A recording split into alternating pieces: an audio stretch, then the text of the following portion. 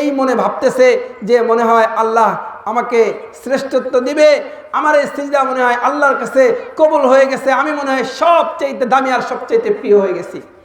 তো আল্লাহর সামনে গেছে, আল্লাহ তো কিছু বলতেছে না, চুপচাপ।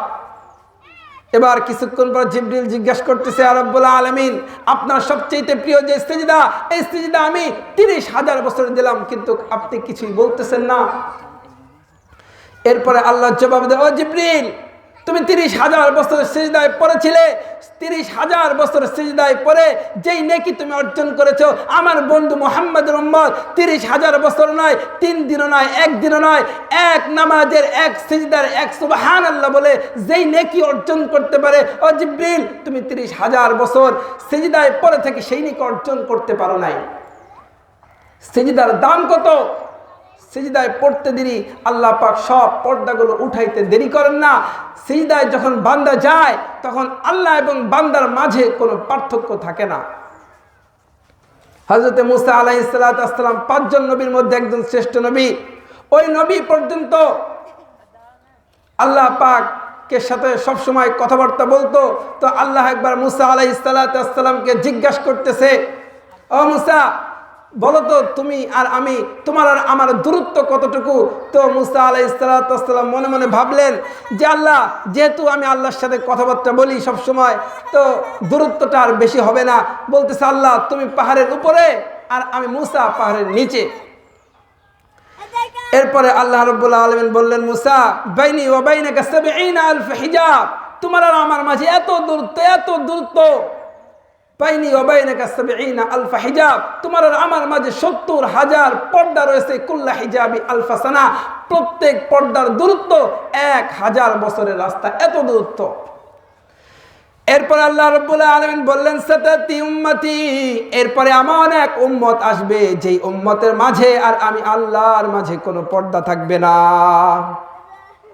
মুসা আলাইহিস সালাতু ওয়াস সালাম জিজ্ঞেস করছেন, ইয়া রাব্বুল আলামিন, সেই উম্মত কোন উম্মত? আল্লাহ রাব্বুল আলামিন বললেন, উম্মতে মুহাম্মাদিয়া সাল্লাল্লাহু আলাইহি ওয়াসাল্লাম।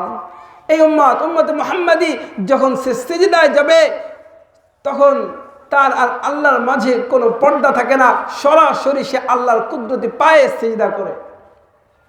তো মুহতারাম হাজিরিন, সিজদার বড় দাম। আজকে মানুষ সিজদা করতে চায় না, যুবক নামাজ পড়তে চায় না, যুবক নামাজ কি জিনিস বুঝে না। অথচ এই যুবকের সিজদার মূল্য কত? যুবক সিজদায় যাইতে দেরি, আমার আল্লাহ বলতে দেরি করে না, উনজুর মালাইকাতি হাযা শাব, ও আমার ফেরেশতারা তাকায় দেখ এই যুবকগুলো কি করে। যুবক সিজদায় যায়, আল্লাহ জিগায়, উনজুর মালাইকাতি হাযা শাব, কি করে আমার যুবক?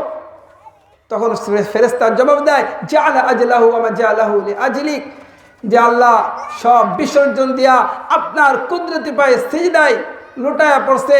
আল্লাহ রাব্বুল আলামিন বলেন, মালাইকাতি হাযা আবদি হাক্কা ইন্নী উবাই বিহিল মালাইকা, এই যুবকদেরকে নিয়ে আমি গর্ব করি। যুবক সিজদায় গিয়ে সুবহান রাব্বিয়াল আলা বলতে দেরি, আমি আল্লাহর বলতে দেরি হয় না, যে আল্লাহ তখনই বলেন সুবহান রাব্বিয়াল আলা, যুবক বলে, আর আল্লাহ বলে দেয়, যুবক তুই আমাকে পবিত্র বললি, যা তুইও পবিত্র। তো আল্লাহ পাকের কুদরতি অন্তরটা খুশি হয়ে যায়। এই যুবকের আমল দেখলে যৌবনের চেহারাটা যেমন সুন্দর, ঠিক ওই যৌবনের আমলটাও আল্লাহর কাছে বড় দামি। এই জন্য ভাইরা আমার, নামাজ পড়ার চেষ্টা করব, নেকা আমল করার চেষ্টা করব। ওই জান্নাত, ওই জাহান্নাম আমাদের স্মরণ রাখতে হবে। জান্নাতের আশা আমাদের থাকতে হবে, জাহান্নামের ভয় আমাদের থাকতে হবে। জান্নাতের আশা নিয়ে আমল করতে হবে, জাহান্নামের ভয় এই স্মরণ রেখে আমাদেরকে গুনাহ ছাড়তে হবে। কিন্তু গুনাহ ছাড়া এটা তো বড় কঠিন মনে হয় মানুষের কাছে। কিভাবে সে গুনাহ ছাড়বে, কিভাবে সে নেকা আমলগুলো করবে, কিভাবে জাগতিক সব ভালো আমল করবে আর গুনাহগুলো ছাড়বে কিভাবে, এটা মানুষ একটা পেরেশানির মধ্যে। কিভাবে সে নামাজ আদায় করবে? পড়তে মনে চায় নামাজ, কিন্তু অলসতা ধরে শয়তান ওয়াসওয়াসা দেয়, সমাজের কারণে, সমাজের ব্যস্ততার কারণে আমি নামাজ আদায় করতে পারি না, এই নামাজটা বড় কঠিন মনে হয়। তো মুহতারাম হাজিরিন, কেউ যদি একটা কথা স্মরণ রাখতে পারে যে আমাকে আল্লাহর সামনে উপস্থিত হতে হবে, এতে কি নিয়ে আমি আল্লাহর সামনে উপস্থিত হব, এটা যদি কেউ স্মরণ রাখতে পারে, আল্লাহ রাব্বুল আলামিন বলেন, আম হাসিবতুম আন্নামা খালাকনাকুম আবাসা ওয়া আন্নাকুম ইলাইনা লা তুরজাউন। ও আল্লাহ রাব্বুল আলামিন বলেন, তোমরা কি ধারণা করেছো এমনি তোমাদেরকে সৃষ্টি করা হয়েছে, তোমাদেরকে কি আল্লাহর কাছে ফিরে যেতে হবে না? অর্থাৎ সৃষ্টিটা আমাদের জন্ম হয়েছে, বাস আমরা সময়ের পরিবর্তনে বড় হচ্ছি, বয়স শেষের দিকে গিয়ে বৃদ্ধ হয়ে আমরা মৃত্যু কোলে ঢলে পড়ছি, বিষয়টা এমন নয়। এমনি আমাদেরকে সৃষ্টি করা হয় নাই, আমাদেরকে আমলের কারণে আমলের জন্য সৃষ্টি করা হয়েছে। ওয়ামা খলাকতুল জিন্না ওয়াল ইনসা ইল্লা লিয়াবুদুন, মানুষকে আর কোনো কাজের জন্য নয়, শুধু আল্লাহর ইবাদতের জন্য সৃষ্টি করা হয়েছে। আল্লাহু আকবার। আল্লাহ যে ইবাদতের জন্য সৃষ্টি করলেন, আর কোনো কাজের জন্য নয়। তাহলে অনেকে প্রশ্ন করবেন যে শুধু যদি ইবাদতের জন্য সৃষ্টি করে থাকে, তাহলে আমরা যে এই যে দুনিয়ায় জমিনে চলাফেরা করি, আমরা যে চাকরি বাকরি করি, আমরা যে ব্যবসা বাণিজ্য করি, আমরা যে খেতে খামারে কাজ করি, আমরা যে বিভিন্ন বিষয়ে নিয়োজিত থাকি, এগুলোর কথা তো বলা হয় নাই। মোহতারাম হাজিরিন, এই প্রশ্নের জবাব খুবই সহজ। আল্লাহ একদিকে বলতেছে মানুষকে আর কোনো কাজের জন্য নয়, শুধু ইবাদতের জন্য, অথচ আমরা দুনিয়ার বিভিন্ন কাজে লিপ্ত। এই কথা বলতে গেলে একটা ছোট্ট একটা উদাহরণের মাধ্যমে বুঝে আসবে যে আসলে আমাদের সৃষ্টি কেন এবং এই প্রশ্নের জবাব কি। ধরেন কোথাও একটা মসজিদ নির্মাণ করা হয়েছে, মসজিদ নির্মাণ করবার পর ওই মসজিদে ইমামও নাই, মুয়াজ্জিনও নাই, খাদেমও নাই, মসজিদে নামাজ আদায় করা হয় না। এমন একটা মসজিদে কেউ যদি ওই মসজিদের থেকে পানি ব্যবহার করতে চায়, যদি ওই মসজিদের থেকে কারেন্টের সুযোগ সুবিধা নিতে চায়, যদি ওই মসজিদ থেকে বিশ্রাম নিতে চায়, তাহলে ওই কর্তৃপক্ষ অবশ্যই তাকে প্রশ্ন করবে যে এখানে নামাজ পড়া হয় না, ইমামও নাই, মুয়াজ্জিনও নাই, খাদেমও নাই, যেখানে নামাজ পড়া হয় না সেই মসজিদে এসে তুমি কেন সুযোগ সুবিধা ভোগ করো? সেই মসজিদের পানি কেন তুমি ব্যবহার করো? সেই মসজিদের বিদ্যুৎ কেন তুমি ব্যবহার করো? এবং যেখানে নামাজ হয় না সেখানে ওই মসজিদে কেউ গিয়ে থাকলে অবশ্যই কর্তৃপক্ষ তাকে প্রশ্ন করবে যে কেন তুমি মসজিদের সুযোগ সুবিধা ভোগ করছো। ঠিক একই রকমভাবে আল্লাহ পাক দুনিয়ায় মানুষকে পাঠিয়েছেন আল্লাহর ইবাদতের জন্য, আর কোনো কাজের জন্য নয়। যদি মানুষ অন্য অন্য কাজ করে তাহলে কিয়ামতের ময়দানে আল্লাহ পাক জিজ্ঞাসা করবে, আমি তো তোমাকে ইবাদতের জন্য সৃষ্টি করেছিলাম, তুমি ইবাদত না করে কেন তুমি চাকরি বাকরি করেছিলে, কেন তুমি ব্যবসা বাণিজ্য করেছিলে, কেন তুমি খেতে খামারে কাজ করেছিলে, কেন তুমি দুনিয়ার অন্য অন্য কার্যক্রম পরিচালনা করেছিলে? এগুলোর জন্য তো তোমাকে সৃষ্টি করা হয় নাই। পক্ষান্তরে ওই মসজিদে যদি ইমাম থাকে, মুয়াজ্জিন থাকে, খাদেম থাকে, নামাজ হয়, তাহলে সে যদি ওই মসজিদে নামাজের জন্য ফ্যান চালায়, যদি কারেন্ট বিদ্যুৎ ব্যবহার করে, যদি পানি ব্যবহার করে, কেউ তাকে কোনো প্রশ্ন করবে না, কেননা সে তো নামাজের জন্যই এসব ব্যবহার করছে। অর্থাৎ মসজিদের যে আসবাবপত্র, কারেন্টের ব্যবস্থা, পানির ব্যবস্থা সব নামাজের সুবিধার্থে। ঠিক তেমনিভাবে পৃথিবীতে মানুষ চাকরি বাকরি করবে, পৃথিবীতে মানুষ ব্যবসা বাণিজ্য করবে, পৃথিবীতে মানুষ খেতে খামারে কাজ করবে, সব কাজ করবে, এগুলো সব হচ্ছে ইবাদতের সুবিধার্থে। আমি যদি ইবাদত করি, ওই চাকরি বাকরি আমার জন্য ইবাদত হয়ে যাবে। আমি যদি ইবাদত আল্লাহর হুকুম পালন করি, আমি যদি ঠিকমতো নামাজ আদায় করি, ব্যবসা বাণিজ্য খেতে খামারে কাজ করা সব কিছু আমার আমলের মধ্যে লিপিবদ্ধ হয়ে যাবে, সব আমলের খাতায় লেখা উঠবে। যেমন রাতে ঘুমাইতে গেলেন, বলবেন এই যে ঘুমালাম ইবাদত তো হলো না, আমি ইস্তেঞ্জায় গেলাম কিছু সময় ইবাদত তো হলো না, তাহলে আল্লাহ তো বলতেছে আমি শুধুমাত্র মানুষকে ইবাদতের জন্য সৃষ্টি করেছি। জবাব হলো, মানুষ যদি ইশারের নামাজ পড়ে ঘুমাতে যায়, অর্ধরাত পর্যন্ত তার ইবাদতের মধ্যে গণ্য হয়ে যায়। ফজরের নামাজ যদি আবার পড়ে তাহলে পুরা রাত তার ইবাদতের মধ্যে গণ্য হয়ে যায়। ইস্তেঞ্জায় যাওয়ার সময়ও কেউ যদি যাওয়ার আগে দোয়া পড়ে, বের হয়ে দোয়া পড়ে, তাহলে ওই সময়টাও তার ইবাদতে গণ্য হয়ে যায়। এভাবে 24টা ঘন্টা আমাদের ইবাদতের মধ্যে থাকতে হবে। আমি চাকরি বাকরি করব, আল্লাহর হুকুম মেনে, কোরআন মেনে যদি আমি চাকরি বাকরি করি, শরিয়াত মোতাবেক যদি করি, তাহলে সেই চাকরির পুরো সময়টা আমার জন্য ইবাদতে গণ্য হয়ে যাবে। ব্যবসার পুরো সময়টা হালালভাবে ব্যবসা করলে ওই ব্যবসাটাও আমার জন্য ইবাদতে গণ্য হয়ে যাবে। আমি ফজরের নামাজ পড়ে রিজিকের জন্য বের হলাম, ফজর থেকে জোহর পর্যন্ত ইবাদতে গণ্য হয়ে যাবে। জোহরের নামাজ আদায় করে ইবাদতের আমি রিজিকের জন্য বের হলাম, জোহর থেকে আসর পর্যন্ত ইবাদতে গণ্য হয়ে যাবে। আসরের পরে আমি রিজিকের জন্য বের হলাম, আসর থেকে মাগরিব পর্যন্ত আমার ইবাদতে গণ্য হয়ে যাবে। অর্থাৎ কেউ যদি নামাজ ঠিক রাখে, আল্লাহর হুকুম যদি ঠিক রাখে, আল্লাহর হুকুম ঠিক রেখে পৃথিবীতে যেই শরীয়ত সম্মত যেই কাজগুলো আছে এগুলো যদি কেউ করে, তাহলে সব নেক আমলের খাতা লেখা হয়ে যাবে। তো মুহতারাম হাজিরিন, এই যে নেক আমলগুলো করব, নামাজ আদায় করব, এটা সবার দ্বারা সম্ভব না, এটা অনেকের কাছে কঠিন মনে হয়। আল্লাহ রাব্বুল আলামিন বলেন, ওয়াস্তাইনু বিস-সাবরি ওয়াস-সালাহ ওয়া ইন্নাহা লাকাবীরাতুন ইল্লা আলাল খাশিঈন আল্লাযীনা ইয়াযুন্নুনা আন্নাহুম মুলাকু রাব্বিহিম ওয়া আন্নাহুম ইলাইহি রাজিউন। আল্লাহ রাব্বুল আলামিন বলতেছে, হ্যাঁ নামাজ এটা কঠিন, কিন্তু সবার জন্য নয়। যারা বিনয়ী, এই বিনয়ীদের জন্য নামাজ এটা কোনো কঠিন বিষয় নয়। যারা স্মরণ রাখে, যারা মনে করে যে কিয়ামতের ময়দানে আল্লাহর সামনে আমাকে উপস্থিত হতে হবে, আল্লাহর সাথে আমার মোলাকাত হবে, এটা যারা ভাবে তাদের জন্য নামাজ কঠিন নয়, বরং তাদের জন্য নামাজ সহজ। শুধু আমাদেরকে ভাবতে হবে যে আল্লাহর সামনে আমি উপস্থিত হব। আমরা তো এমন নামাজ পড়ি না, আর যারা নামাজ পড়ে একবারও ভাবে না নামাজটা হচ্ছে কি হচ্ছে না, আল্লাহ আমার এই নামাজটা কবুল করছে কি করছে না। আল্লাহর ইচ্ছা মতো আল্লাহ পাক যেভাবে নামাজ আদায় করলে আল্লাহ পাক সন্তুষ্ট, সে নামাজ আমাদের হচ্ছে কিনা এটাও ভাবে না। অথচ আল্লাহর নবীর সাহাবী আশারায়ে মুবাশশারার একজন হযরত আবু বকর সিদ্দিক রাদিয়াল্লাহু তাআলা আনহু, তিনি পর্যন্ত নামাজ আদায় করার নামাজের মধ্যে কাঁদে। পয়গম্বর জিজ্ঞেস করলেন, ও আবু বকর, তুমি নামাজের মধ্যে কাঁদো কেন? নামাজের মধ্যে তোমাকে কাঁদতে দেখলাম। তো হযরতে আবু বকর সিদ্দিক রাদিয়াল্লাহু তাআলা আনহু জবাব দিচ্ছে, ইয়া রাসূলুল্লাহ, ইয়া হাবিবাল্লাহ, আমি নামাজ পড়ছিলাম আর নামাজের মধ্যে একটা আয়াত আমি তেলাওয়াত করছিলাম। আল্লাহ রাসূল জিজ্ঞাসা করলেন, কি সেই আয়াত? জবাবে বললেন, ইন্নাল্লাহা আশতারা মিনাল মুমিনিনা আনফুসাহুম ওয়া আমওয়ালাহুম বিআন্না লাহুমুল জান্নাহ।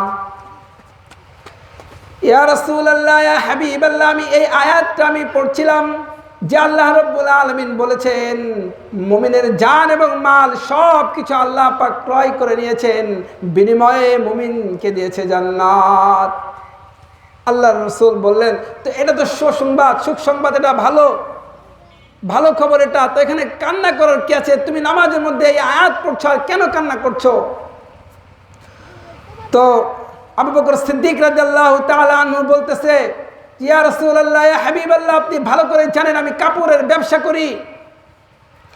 আজ দেখলাম সকালে একজন মহিলা আমার দোকানে আসলো, আসার পর বলতেছে যে আমি এই কাপড়টা বহুদিন আগে আপনার থেকে কিনেছিলাম, এই কাপড়টা আমি ক্রয় করে নিয়েছিলাম, আর এখন এই কাপড়টা ফিরাইয়া দেব।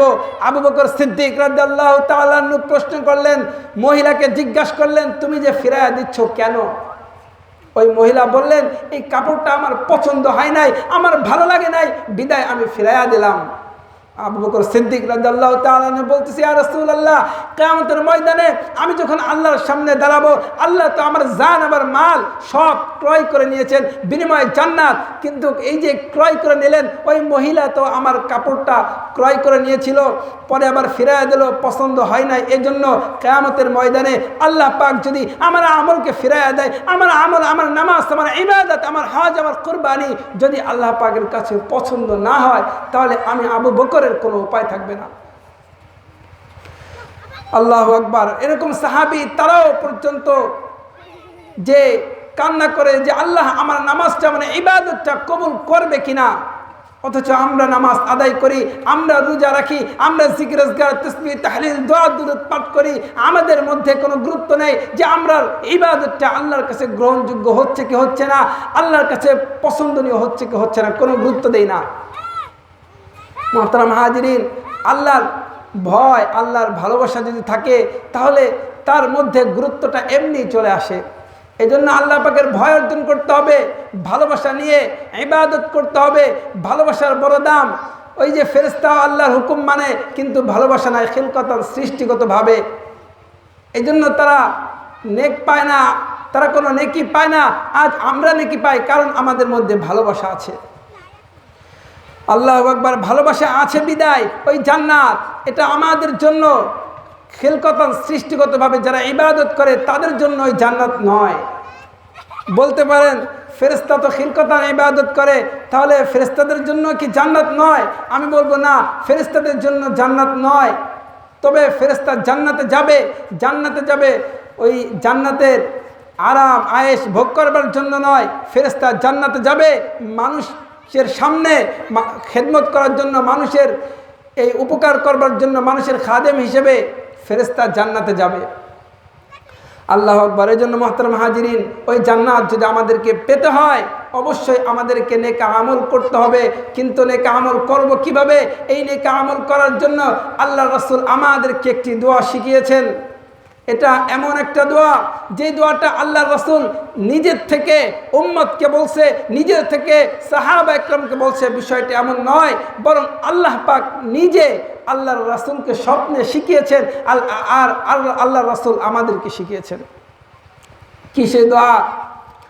আল্লাহ নবী হযরত মুহাম্মদ সাল্লাল্লাহু আলাইহি ওয়াসাল্লাম সাহাবাদেরকে ডেকে বলতেছে, আজ আমি তোমাদেরকে এমন একটা দোয়া শিখাবো, আজ আমি তোমাদেরকে এমন একটা আমল শিখাবো যে আমলটা আল্লাহ নিজে আমাকে শিখিয়েছে আর আমি তোমাদেরকে শিখাবো। আল্লাহ রাব্বুল আলামিন আমাকে বলেছেন, ইদা সাল্লাইতা, যখন আপনি নামাজ আদায় করবেন, নামাজ আদায় করবার পর আপনি আমার কাছে বলবেন, আমার কাছে চাইবেন আর বলবেন, আল্লাহুম্মা ইন্নী আসআলুকা ফিআলাল খায়রাত, ইয়া রাব্বুল আলামিন, আমি আপনার কাছে চাই যত ভালো কাজ আছে এই ভালো কাজগুলো আমি করতে চাই, এটা আমি আপনার কাছে চাই। ওয়া তারকাল মুনকারাত, আর যত অপছন্দনীয় কাজ আছে, যত খারাপ কাজ আছে এই কাজগুলো থেকে বিরত থাকতে চাই, এটা আমি আপনার নিকট চাই। ওয়া হুব্বাল মাসাকিন, আর মিসকিনদেরকে আমি ভালোবাসতে চাই, এটা ভালোবাসতে চাওয়াটা আমি আপনার কাছে চাই। আর সর্বশেষ বললেন, ওয়া হুব্বাল মাসাকিন ওয়া ইযা আরাদতা বিইবাদিকা ফিতনাতান ফাকবিদনি ইলাইকা গায়রা মাফতুন, যে আপনি যখন আপনার কোনো বান্দাকে বড় কোনো বালা মুসিবতে ফেলাইতে চান, তখন ওই বালা মুসিবতে ফেলাবার আগে আপনি আমাকে আপনার কাছে উঠায়া নিন। আল্লাহু আকবার। এটা সারা জীবন মনে রাখার মতো একটি দোয়া, আল্লাহ রাসূলকে নিজে শিখাইয়েছেন। তো আরবিটা হয়তো মনে রাখতে পারবো না, এই জন্য বাংলাটা সবাই মনে রাখবেন। বাসা বাড়িতে আশেপাশে অনেকে আলোচনা শুনছেন, মা বোনেরা ভালো করে খেয়াল করবেন। প্রত্যেক নামাজের পরে আল্লাহকে বলবেন, আল্লাহুম্মা ইন্নী আসআলুকা ফিআলাল খায়রাত ওয়া তারকাল মুনকারাত ওয়া হুব্বাল মাসাকিন ওয়া ইযা আরাদতা বিইবাদিকা ফিতনাতান ফাকবিদনি ইলাইকা গায়রা মাফতুন। এর বাংলাটা হচ্ছে, ইয়া রাব্বুল আলামিন, আমি আল্লাহুম্মা ইন্নী আসআলুকা ফিআলাল খায়রাত, আমি আপনার কাছে চাই যত ভালো কাজ আছে এগুলো আমি করতে চাই, যত অপছন্দনীয় কাজ আছে এগুলো আমি ছাড়তে চাই, আর মিসকিনদেরকে ভালোবাসতে চাই। আর যখন আপনি আপনার কোনো বান্দাকে মুসিবত দিয়ে কোনো বড় ধরনের মুসিবত দিতে চান, সেই মুসিবতে ফেলাবার আগে আপনি আমাকে আপনার কাছে উঠাইয়া নেন। এই ছোট্ট একটা দোয়া, এটা যদি করি আশা করা যায় সব গুনাহ কাজ ছাড়া আমাদের জন্য সহজ হবে, আর নেক আমল করা এটাও আমাদের জন্য সহজ হয়ে যাবে। এই জন্য মুহতারাম হাজিরিন, নেক আমল করতে হবে। আর নেক আমল করার জন্য আমাদের জান্নাতের আশাটা থাকা লাগবে। কেমন আশা? জান্নাতের আশা ছিল আবু দাহদা রাদিয়াল্লাহু তাআলা আনহুর, কেমন চমৎকার এক আশা ছিল। এক দৃষ্টান্ত সৃষ্টি করে গেছে। মদিনার মধ্যে এক এতিম বাচ্চা, সে ওই এতিম বাচ্চা, তার একটা খেজুরের বাগান ছিল। তার খেজুরের বাগানের পাশে মদিনার এক ব্যক্তি আবু লুবাবা নামক এক ব্যক্তিরও খেজুরের বাগান ছিল। তো দুটি বাগান একসঙ্গে হয়ে গেছে। সীমানা নির্ধারণ করবার প্রয়োজন হলো। যখন সীমানা নির্ধারণ করতে চাইল ওই এতিম বাচ্চা, তখন দেখা গেল ওই আবু লুবাবা নামক এক ব্যক্তি, তার একটা খেজুর গাছ ওই এতিম বাচ্চার সীমানার মধ্যে পড়ে যায়। যখন এই দৃশ্য দেখতে পেল যে আবু লুবাবার একটা খেজুরের গাছ আমার সীমানার মধ্যে পড়েছে, তখন সীমানা নির্ধারণ করবে কেমনে? ওই এতিম বাচ্চা চলে গেল আবু লুবাবার বাড়ি, গিয়ে বলতেছে যে আপনার একটা গাছ আমার সীমানার মধ্যে পড়েছে, আপনি চাইলে আমি এতিম আমাকে সেই গাছটা দান করে দিতে পারেন, আর যদি আপনি দান না করেন তাহলে ওই গাছটা আপনি আমার কাছে বিক্রি করে দেন। এই প্রস্তাবটা যখন আবু লুবাবার কাছে রাখা হলো, আবু লুবাবা অস্বীকার করলো, দিতে রাজি হলো না। যখন সে দিতে চাইল না তখন ওই এতিম বাচ্চা চলে গেলেন আল্লাহর নবী হযরত মুহাম্মদ সাল্লাল্লাহু আলাইহি ওয়াসাল্লামের কাছে।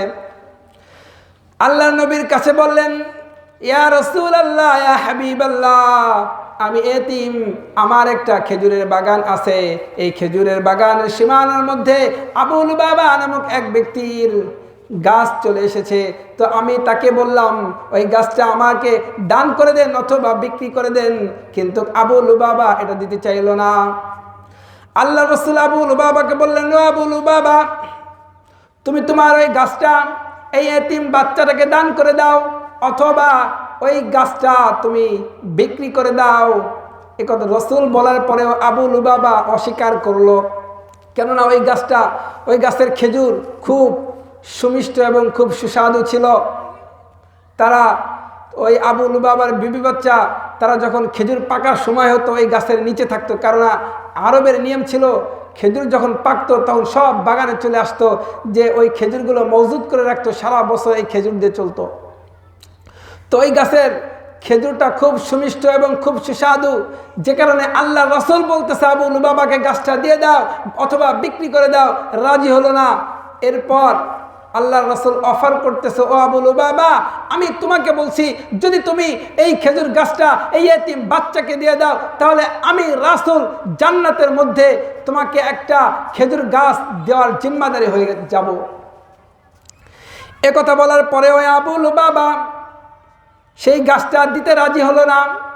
আল্লাহ রাসূল জান্নাতের মধ্যে একটা খেজুর গাছের অফার করলেন, তারপরও দিল না। এই কথাটা যখন আল্লাহর নবীর এক সাহাবী আবু দাহদা রাদিয়াল্লাহু তাআলা আনহু কর্ণকুহর পর্যন্ত পৌঁছালো, আবু দাহদা রাদিয়াল্লাহু তাআলা আনহু যখন শুনলো ওই একটা গাছ যদি এতিম বাচ্চাকে দেওয়া যায় তাহলে বড় কিছু পাওয়া যাবে, ওই আবু দাহদা রাদিয়াল্লাহু তাআলা আনহু দৌড়ে চলে আসছে রাসূল সাল্লাল্লাহু আলাইহি সাল্লামের কাছে। আসার পর বলতেছে, ইয়া রাসূলুল্লাহ, ইয়া হাবিবাল্লাহ, আমি যদি ওই আবু লুবাবার থেকে ওই খেজুর গাছটা নিয়ে যদি এতিম বাচ্চাকে দিয়ে দেই তাহলে আপনি কি জান্নাতের মধ্যে আমার জন্য একটা খেজুর গাছের জিম্মাদার হবেন কি হবেন নাকি? আল্লাহ রাসূল বললেন, বালা, অবশ্যই হব। এ কথা বলতে দেরি আল্লাহর নবীর সাহাবী আবু দাহদা রাদিয়াল্লাহু তাআলা আনহুর এক সেকেন্ডও ভাবার সময় তার নাই, দৌড়ে চলে গেল আবু লুবাবার কাছে, গিয়ে বললেন, ও আবু লুবাবা, আমি আবু দাহদা বলছি তুমি যদি ওই গাছটা আমাকে দিয়ে দাও তাহলে আমি তোমাকে বিরাট বড় প্রতিদান দেব। এবার সেই আবু লুবাবা বলতেছে, আমি রাসূলকে দিলাম না, তোমাকে কেমনে দেব? এবার বলতেছে আবু দাহদা রাদিয়াল্লাহু তাআলা আনহু বলতেছে, দিবা না কেন? ওই যে দেখো আমার মদিনার মধ্যে সবচেয়ে বড় খেজুরের বাগান, যে বাগানের মধ্যে 600 খেজুর গাছ, এই বাগানের মধ্যে বিশাল বড় বাগান বাড়ি, আবার চমৎকার একটি কুয়া রয়েছে, এই সব তোমাকে দিয়ে দেব, এর বিনিময় হলে ওই গাছটা আমাকে দাও। আল্লাহু আকবার। তো এই যে বিশাল বড় বাগান, এ কথা যখন শুনছে লোভ সামলাইতে পারে নাই আবু লুবাবা, এ কথা শোনা মাত্রই দিয়ে দিছে। লুবাবা তার গাছটা আবু দাহদা রাদিয়াল্লাহু তাআলা আনহুকে দিয়ে দিল। আবু দাহদা রাদিয়াল্লাহু তাআলা আনহু দৌড়ে চলে গেছে বিবি বাচ্চার কাছে, গিয়ে বলতেছে, বিবিকে বলতেছে, বাড়ি থেকে বাইরে চলে আসো, আমি আমার এই বিশাল বাগান, আমি আমার বাগান বাড়ি, আমার পুকুর সব কিছু বিক্রি করে দিয়েছি। তো বিবি যখন শুনছে সব বিক্রি করে দিয়েছে, এত বড় বাগান, বিবি মনে মনে ভাবলো হয়তোবা কোনো বড় প্রতিদান, বড় বিনিময়ের মাধ্যমে এটা বিক্রি করছে। এরপর বিবি জিজ্ঞাসা করলো স্বামীকে যে, তুমি যে এই যে বিশাল বাগান বিক্রি করে দিলে, এই বাগান বাড়ি বিক্রি করে দিলে, পুকুর সব বিক্রি করে দিলে, কিসের বিনিময়ে, কত মূল্যে বিক্রি করলে? এবার আবু দাহদা রাদিয়াল্লাহু তাআলা আনহু বলতেছে, আমি এমন এক জিনিসের বিনিময়ে বিক্রি করেছি, এমন মূল্যে বিক্রি করেছি যেই মূল্য দুনিয়ার কেউ দিতে পারবে না। কিসের মূল্যে বিক্রি করেছ? আবু দাহদা রাদিয়াল্লাহু তাআলা আনহু জবাব দেয় যে রাসূল সাল্লাল্লাহু আলাইহি ওয়াসাল্লাম জান্নাতের মধ্যে আমার জন্য একটা খেজুর গাছের জিম্মাদারি নিয়েছেন, এর বিনিময়ে আমি বিক্রি করে দিয়েছি। আবু দাহদা রাদিয়াল্লাহু তাআলা আনহু রাসূলের কাছে গেলেন আর বললেন, ইয়া রাসূলুল্লাহ, ইয়া হাবিবাল্লাহ, আমি ওই গাছটা কিনে নিয়েছি, আমি কিনে নিয়েছি, আর ওই এতিম বাচ্চাকে আপনি গাছটা দিয়ে দেন। এ কথা বলতে দেরি, রাসূলের বলতে দেরি হয় না, ও আবু দাহদা, তুমি যে গাছটা কিনে নিয়েছো এর বিনিময়ে আল্লাহ রাব্বুল আলামিন তোমাকে এক দুইটা নয়, তোমাকে কয়েকটা বাগান জান্নাতের মধ্যে তোমার জন্য আমার আল্লাহ অগ্রিম লিখে রেখেছে। মোহতারাম হাজিরিন, বলতেছিলাম সাহাবা ইকরামদের মধ্যে জান্নাতের আশা ছিল, বড় আশা, এজন্য সব কিছু ত্যাগ করেছে। জান্নাতের আশা বুঝি না বিদায় আজকে আমরা নামাজও পড়তে চাই না। আল্লাহ রাসূল বলেছেন, ও আমার উম্মত, তোমরা জান্নাত পেতে চাও, 5 ওয়াক্ত নামাজ পড়ো। আসসালাতু মিফতাহুল জান্নাহ, এই নামাজ তোমাকে জান্নাত পর্যন্ত পৌঁছে দিবে, এই নামাজ হলো জান্নাতের চাবি। এরপরও কিছু মানুষ, এরকম মানুষ অনেক, যারা নামাজ পড়তে চায় না, যারা নামাজ আদায় করতে চায় না, তারা মুখে না বললেও কাজে কর্মে একথাই বুঝাতে চায় যে রাসূল আমাদেরকে জান্নাত এনে দিলেও আমি জান্নাত নিব না। যদি তাদের জান্নাত নেওয়ার ইচ্ছা থাকতো, আশা থাকতো, অবশ্যই তারা নামাজ আদায় করত। আজকের মুসলমান নামাজ পড়তে চায় না, নামাজের গুরুত্ব বুঝে না, তাদের মধ্যে জান্নাতের আশা নাই, জাহান্নামের ভয় নাই। এই জান্নাতের আশা এবং ভয়, এটা যদি অর্জন হয়ে যায়, আমাদের জন্য সব নেক আমল করা সহজ হয়ে যাবে। আর কিয়ামতের ওই ভীতিকর অবস্থার কথা যদি স্মরণ রাখতে পারি, তাহলেও আমাদের জন্য নেক আমল করা সহজ হয়ে যাবে। আর নেক আমল করব, অনেকে আছে নামাজ পড়ি, প্রতি বছর হজ করে, রোজা রাখে, জিকির আজকার, তাসবিহ তাহলিল, অনেক কাজ করে, কিন্তু মনে রাখবেন এসব যদি মানুষকে দেখানোর জন্য হয়, এই আমলগুলো যদি মানুষকে দেখানোর জন্য হয়, সুনাম অর্জন করার জন্য হয়, যদি খিতাব অর্জন করার জন্য হয়, তাহলে মনে রাখবেন আল্লাহ বলবে কিয়ামতের ময়দানে, ফাকাদ কিলা যালিকা, যে উদ্দেশ্যে তুমি নামাজ আদায় করেছিলে, যে উদ্দেশ্যে তুমি রোজা রেখেছিলে, যে উদ্দেশ্যে তুমি জিকির তাসবিহ তাহলিল পাঠ করেছিলে, যে উদ্দেশ্যে তুমি হজ করেছিলে, এই উদ্দেশ্য তো তোমার দুনিয়ায় পূর্ণ হয়েছে, সুতরাং এখন তোমার জন্য জাহান্নাম। এই জন্য আমরা যারা নেক আমল করব, সতর্কতা অবলম্বন করব, আমার এই আমলটা যেন মানুষ দেখানোর উদ্দেশ্য না হয়ে যায়। আমি ইবাদত করব, আমি নামাজ আদায় করব আখিরাতের উদ্দেশ্যে, মানুষ আমাকে নামাজি বলবে এর জন্য নয়। আমি হজ করব আখিরাতের উদ্দেশ্যে, মানুষ আমাকে হাজি বলবে এর জন্য নয়। আমি জিকির আজকার করব, মানুষ আমাকে বড় আমলদার বলবে এর জন্য নয়। আমি নেক আমল করব, মানুষ আমাকে নেককার বলবে এর জন্য নয়। আমি সত্য কথা বলবো আখিরাতের উদ্দেশ্যে, মানুষ আমাকে সিদ্দিক বলবে এর জন্য নয়। আমার সব আমল হবে এক আল্লাহ পাককে সন্তুষ্ট করার জন্য, এক আখিরাতের জন্য। প্রত্যেক আমল করার ক্ষেত্রে মান কানাত নিয়তুহু তালাবাল আখিরাহ, নিয়ত করতে হবে আখিরাতের, নিয়তুহু তালাবাদ দুনিয়া, দুনিয়ার নিয়ত করা যাবে না, দুনিয়ার উদ্দেশ্য নেওয়া যাবে না। এজন্য তিরমিজি শরীফে একটা হাদিস এসেছে, আল্লাহ নবী হযরত মুহাম্মদ সাল্লাল্লাহু আলাইহি ওয়াসাল্লাম বলতেছেন, আন্নাল্লাহ তাবারাকা ওয়া তাআলা ইযা কানা ইয়াউমুল কিয়ামাতি ইয়ানসিলু ইলাল ইবাদ লিয়াকদিয়া মাইদাহুম, কিয়ামতের ময়দানে আল্লাহ রাব্বুল আলামিন মানুষের সামনে আসবেন ফয়সালা করার জন্য। ওয়া কুল্লু উম্মাতিন জাসিয়াতুন, ঠিক সেই সময় সব মানুষ ভীত সন্ত্রস্ত থাকবে। যখন আল্লাহ পাক কিয়ামতের ময়দানে মানুষের সামনে আসবেন, আসার পর সর্বপ্রথম ডাকা হবে ফাআওয়ালু মা ইয়াদউ বিহি রাজুলুন জামাল কুরআন, কুরআনওয়ালাকে সর্বপ্রথম ডাকা হবে, আর বলা হবে আলাম ওয়াল্লিমকা মা আনসালতু আলা রাসূলি ক্বালা বালা ইয়া রাব্বি। আল্লাহ পাক ওই কোরআনওয়ালাকে, ওই হাফেজকে, ওই আলেমকে জিজ্ঞাসা করবে, আমি কি তোমাকে ওই ইলম দান করি নাই? আলাম ওয়াল্লিমকা মা আনসালতু আলা রাসূলি, আমি কি তোমাকে ওই ইলম দান করি নাই যে ইলম আমি আমার রাসূলের পর নাজিল করেছিলাম?